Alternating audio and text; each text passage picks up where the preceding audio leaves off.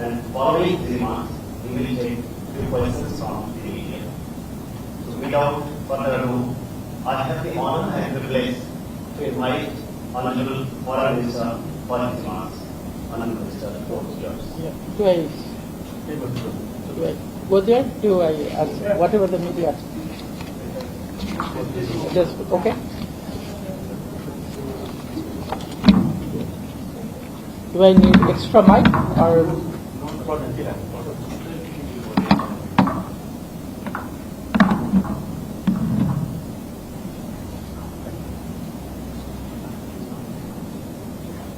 Distinguished representatives of the media, friends and colleagues, Namaskar and a very good morning to you all.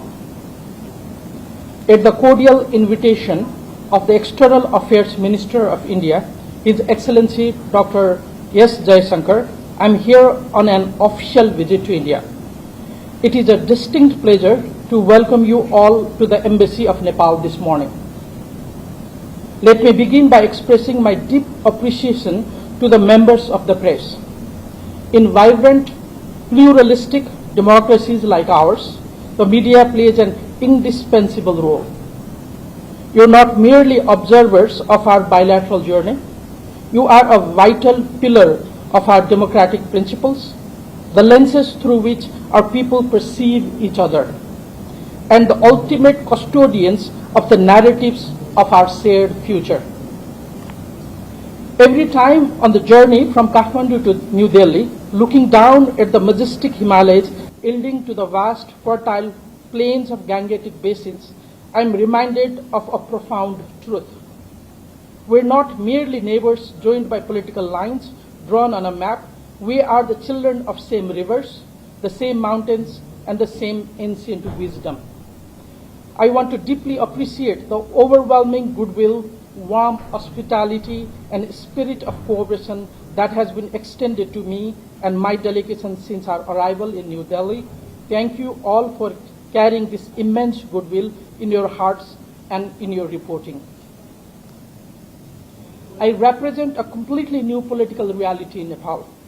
Our rise is driven by an extraordinary and historical mandate from our citizens centered on uncompromising good governance, strict meritocracy, and direct accountability. Because we are a new generation of leadership, we possess a unique asset. We are absolutely unencumbered by the past. We refuse to look at India through the distorted, hypersensitive lens of 20th century geopolitics. Instead, the Rashtriya Swatantra Party wants to shift the entire vocabulary of Nepal-India relations away from geopolitical friction and square it firmly on development diplomacy. We look at India with an open heart, clear eyes, and a single transparent agenda, the economic transformation of Nepal.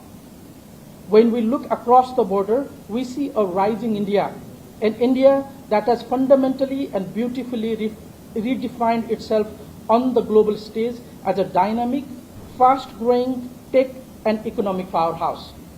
We want to engage with this India of intense aspiration, cutting-edge technology, and relentless execution. In turn, we bring the energy of aspiring Nepal. Our primary responsibility is to close the gap between old promises made on paper and the physical reality delivered on the ground, transitioning away from abstract political statements to deliver measurable, life-changing results. Yesterday, on June 6th, I held detailed and productive bilateral talks with my counterpart, His Excellency Dr. S. Jaishankar.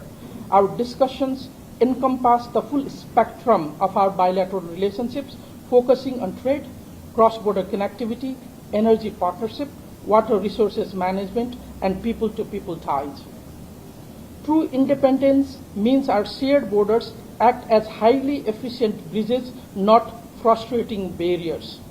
Rather than engaging in hyper-nationalistic grandstanding, we are pursuing calm, data-driven, and evidence-based discussion to resolve challenges in good faith. To that end, I am pleased to share some key tangible milestones from our engagement that reflects this spirit of execution.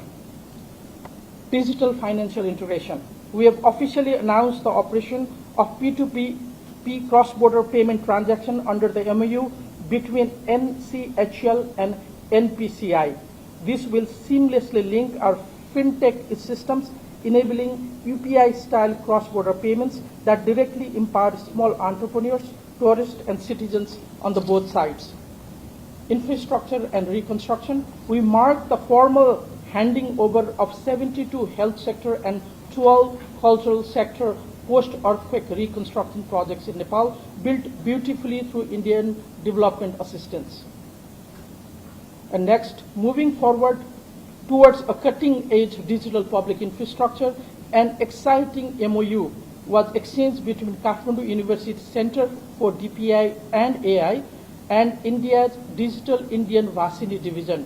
Together, we will co-create a national digital infrastructure for voice-first language translation platform, bringing linguistic barriers through technology. To truly understand the heartbeat of an aspiring Nepal, one must experience it firsthand.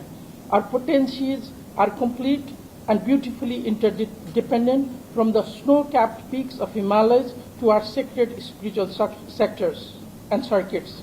Therefore, I take this opportunity to extend warm and heartfelt invitation to all of you in media and in India to visit Nepal.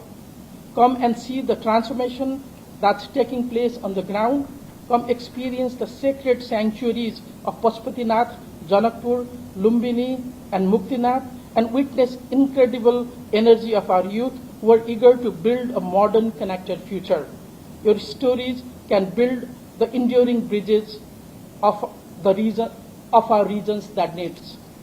When Nepali ingenuity and talent meet Indian scale and market depth, world-class outcomes are born. Our vision of Nepal is a nation actively thinking about disruptive tech startups, a formalized business landscape, vibrant cross-border trade, frictionless tourism circuits, and profound digital connectivity. History gives nation brief, precious, and historical windows of opportunity. This moment right now in 2026 is the most conducive, highly aligned window we have seen in decades to completely elevate and transform Nepal-India relations. No problem is too large and no boundary too complex when we sit down with an open heart, a rational mind, and mutual respect. Dear friends, I believe your role will remain instrumental in taking Nepal-India relationships to a new height. As I prepare to return to Kathmandu later today, I do so with immense optimism. Let us build a partnership that is not constrained by anxiety of the past, but one that is fueled by high hopes and promising prospect of our shared future.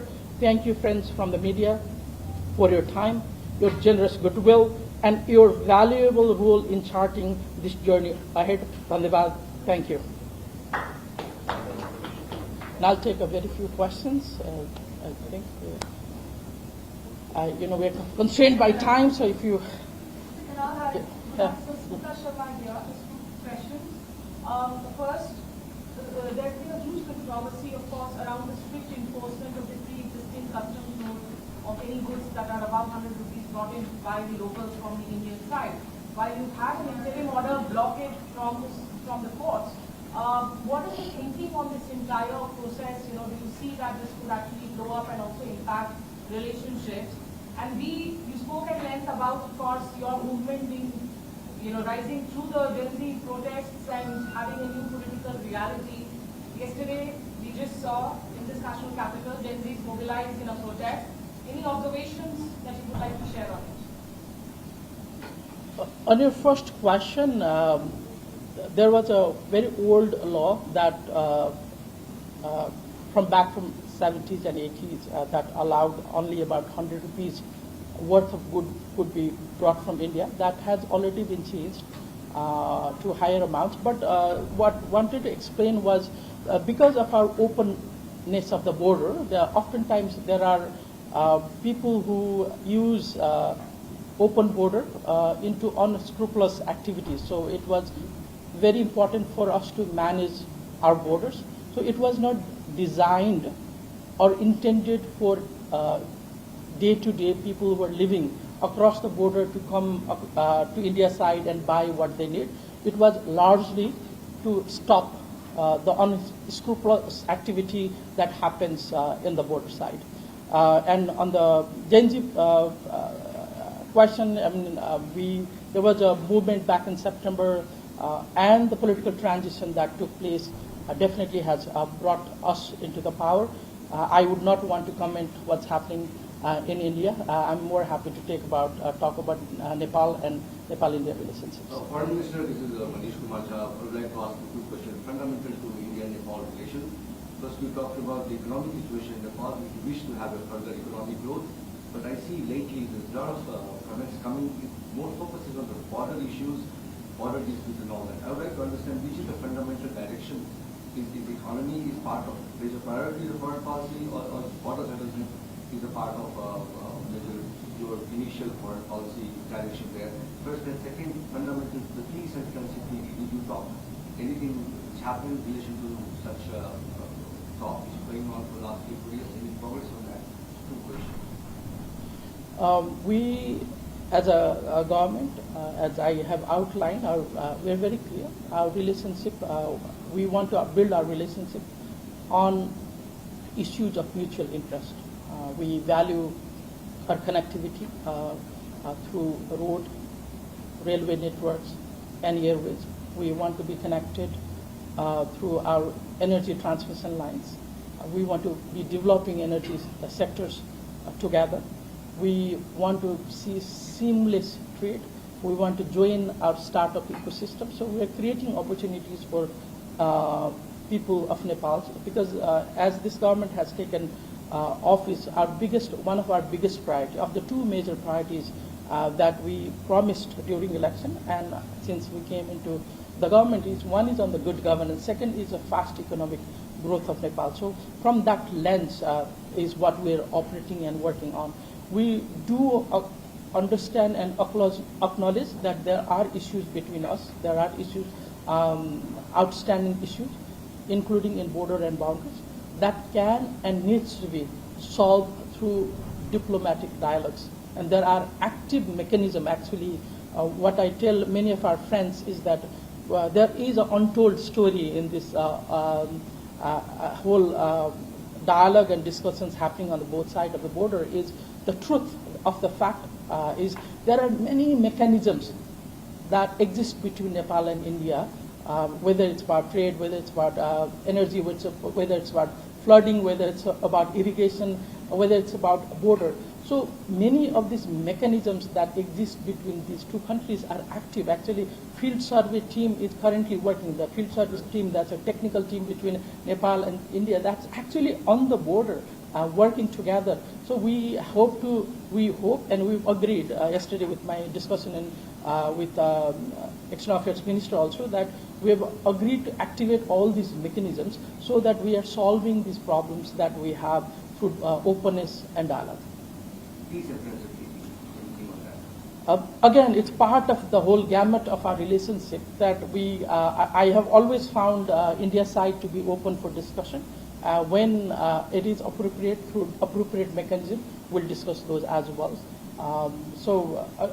That's the spirit of our communication that happened yesterday as well. Minister, this is Gordon Bhattacharjee from the Hindu newspaper. So the first question is, the Prime Minister, Bilateral Shah, has taken a vow not to travel abroad in the first year. Why this sort of a decision was taken? Because all the major powers want to invite him, including India. So do you think he would break that vow to visit India in the near future? I've not heard of that vow from my Prime Minister. I don't know what your sources are. So I have not heard of any definite timeline on that. What we know, and I know for a fact, is Prime Minister is willing when he's required to travel out of Nepal. It's not even been what we call a honeymoon period of our government, right? Not even 100 days. So as a new government, we're coming into the end of Nepal's fiscal year. New budget had to be proposed. Prime Minister was and very, very keen on showing early results to the people who have given us such a strong mandate to govern. So he's primarily right now is very focused on wanting to show results on the domestic front. But when appropriate time comes, he will begin to travel. Megha Sharma from NewsX, one question. India and Nepal, both of them have faced these potential US tariffs of 12.5% with regards to these forced labor issues. What are the concerns? How is Nepal planning to deal with it? I'm sorry, can you repeat? There has been a proposal that has been made by the United States of imposing tariffs to 60 countries, including Nepal and India. This is with regards to the import of goods that utilize forced labor. Are there concerns in Nepal about this? How are you planning to deal with it? We have active conversations with Americans' side. They have raised some concerns, but you have seen that there have been a very 3-4 high-level visits taken place since our government came into the power. So we are actively engaging in these issues. This is part of ongoing discussion. So I will share as the outcomes come a little later. There were a lot of speculations about the Foreign Secretary, Mr. Vikram Misri, not being given time by the Prime Minister's office, and that's why he had to reschedule the visit. If you could throw some light on that. And Mr. Balushra in his comments also seem to suggest that he would want to write to the United Kingdom and also include China in the border disputes with India. The Indian Foreign Ministry has made it very clear that the border issue remains a bilateral issue that needs to be resolved only bilaterally. Your thoughts on that? As you already know, Nepal has, over the last several years, sent a diplomatic note concerning our claim on the land.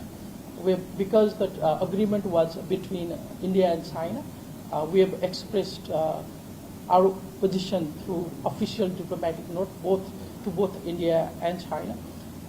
So from that perspective, what we've clearly said to both countries is the land belongs to us. That's been our historical claim.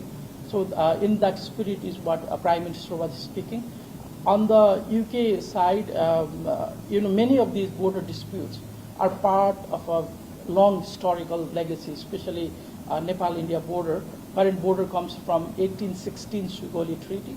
So as and when we're sitting on the table, as Prime Minister has very highlighted very, very clearly, is that it would be solved between two parties through table talks, through diplomatic mechanisms.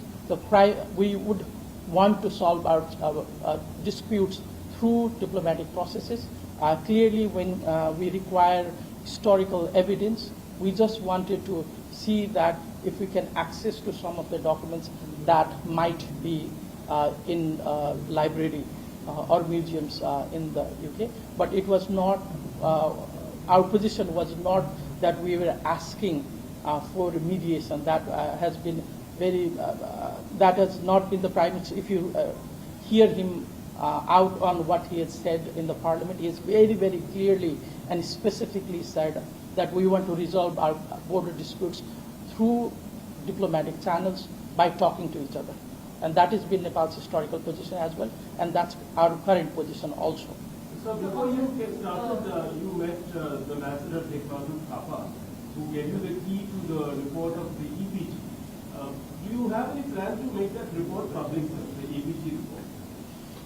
The EPG was commissioned by the agreement of two prime ministers, and the report can only be submitted to two prime ministers. So I have no authority to make that public, accept or do anything. It would, if and when should that agreement be made, that would be dealt through that mechanism only. I think we've gone to a lot of only this side. As per the India-Nepal Friendship Treaty, did you get any assurance about the timeline for reviewing the India-Nepal Friendship Treaty from the Indian side in your interaction with Foreign Minister and NSA study over? We discussed with a broad gamut of bilateral relationship. I mean, as you know, this is my first visit. Our government has been in power only for just over 2 months. So this is more of a first visit where we're reviewing all aspects of bilateral relationships. So again, our stress on both sides is to solve all outstanding issues through dialogue and diplomatic talks. Mr. Kerat Nainima, independent journalist, wanted to understand from you what has been the conversation on the Kailash Mansarovar Yatra. Would you let it go through seamlessly?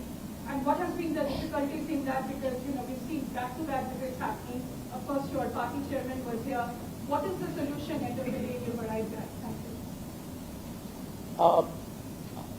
you. Kailash Mansarovar Yatra happens through very different border points. Many do travel through Nepal. We have welcomed Nepali tourists who've gone through different border points in Nepal. We have facilitated that.